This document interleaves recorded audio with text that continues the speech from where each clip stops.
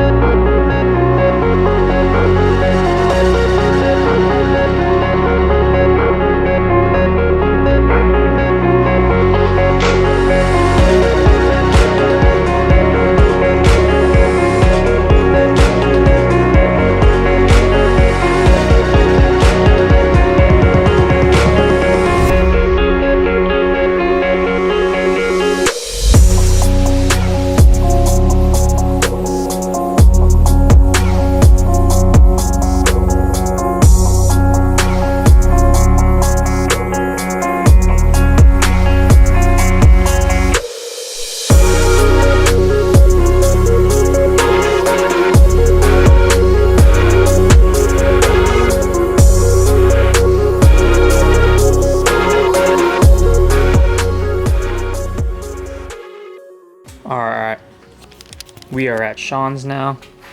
Got the BMW in here, Rodell's BMW, Sean's Camaro, Sean's kid's little Polaris, or Razor, whatever it's called, Sean's Corvette, Sean's STI. But here we go. So here's the floor bases, and then these will be spacers, which will allow me to run the side mounts. I'll show you guys a little Rodell figure this hack out kind of thing.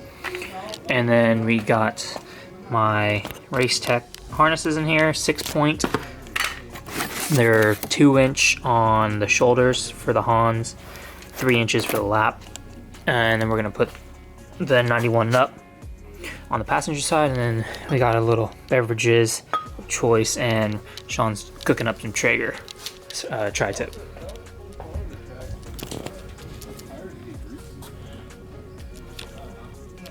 Give yourself plenty of room on that side, you should be fine. That's more than enough room. Oh, bring all, we're doing the whole part? Yeah. There you go. Oh, you're nice and level, and easy surface to jack up on. And I hate taking the seats out of BMWs, because whoever designed this, where it bolts into the floor with this base, you can't even get like a wrench or fingers in there, so it takes a lot longer. But my fingers are destroyed, Sean's fingers are destroyed. Now we're gonna install the Beamer World floor bases and figure out the right seating position. no, only on a motorcycle. Oh, okay.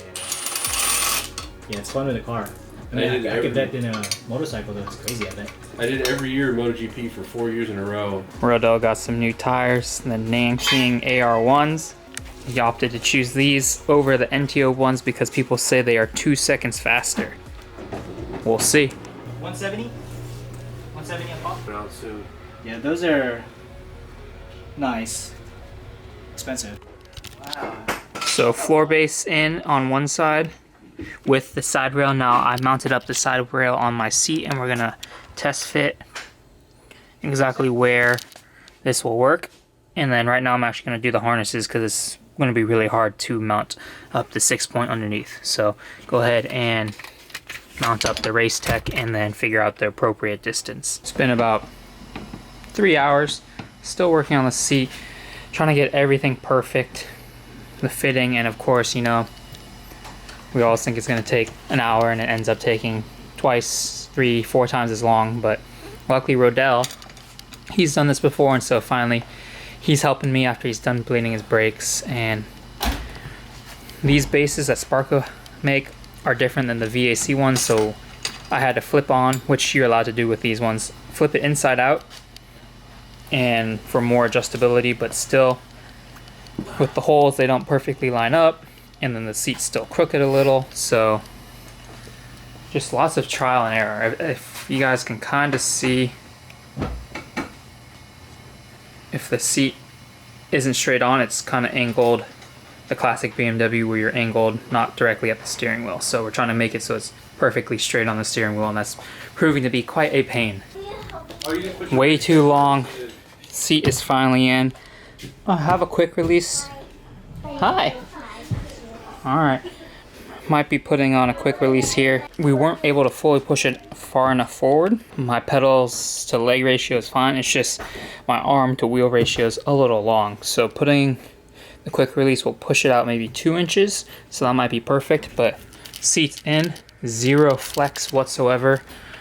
Tons of tools were used. Would highly, 10 out of 10 would not recommend this. Time to bleed brakes. All right, go ahead, pedal. Right. Or pump. Hold. Yeah. Nothing.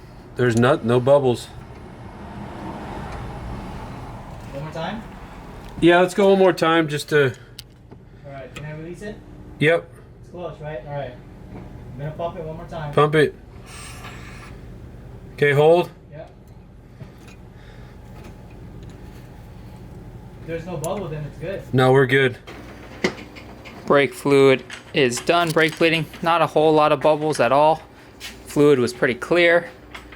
So we are good to go for the track. The last thing to do is when we drive to the track, Sean has my track wheels in his trailer. So when we get there, we will just swap out tires, but we are golden. I actually need to do an oil change. Gonna run the same oil basically I ran in the Subaru Redline 1050. So oil, track tires, and then we're done and we're ready to rock.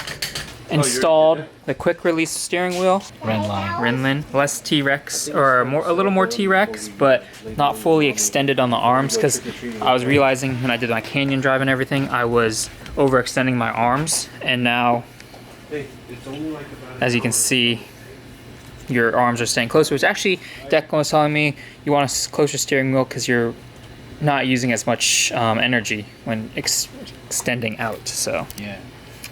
thank you for Rodell being my model. But it's not too bad. It's not super T-Rexy. And I think it's good because the wheel has good depth. It's not too deep. That's gonna wrap it up for today. You will see us all next at the track with Sean's Corvette out there, Rodell's BMW, and of course mine.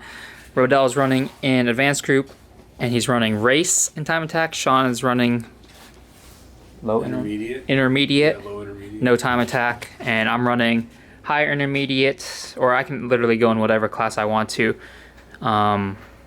And then I'll be doing prepped class, so it'll be fun. And then during open pit, all three of us will go out and have a fun time. Maybe switch cars, lead follow. We'll definitely see how everything goes. But thank you for Sean for his hospitality. Anytime. All right, take care. Oh, that was I got blurred. there you go.